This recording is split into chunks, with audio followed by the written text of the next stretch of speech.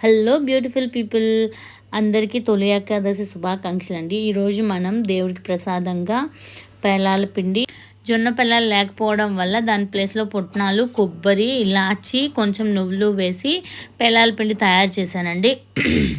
And ఇంకా వచ్చేసి దేవుడికి శనగలు కూడా ప్రసాదంగా పెట్టాను.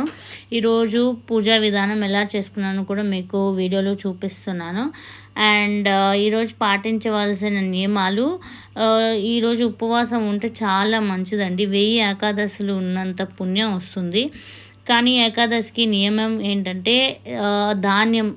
ధాన్యంలో పరాశరుడు అనే రాక్షసుడు దాగి ఉంటాడు. సో దానికోసం అని చెప్పి ధాన్యాలు ఎక్సెప్ట్ ధాన్యాలు కాకుండా మిగిలినవన్నీ తీసుకోవచ్చు. పాలు అలాంటివి తీసుకోవచ్చండి.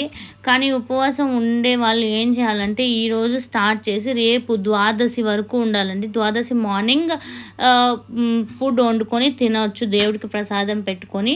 ఈ నియమాలు పాటించాలండి. ఈరోజు ఎవరితో దూషించకూడదు, అబద్ధాలు ఆడకూడదు, కోపం పడకూడదు.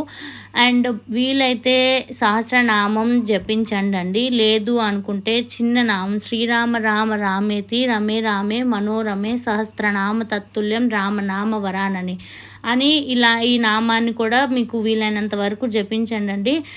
విష్ణు ఆలయాలు దర్శించడం మంచిగా ఫలితం ఇస్తుంది. సో ఈరోజుకి ఇంతే. Take care, bye bye.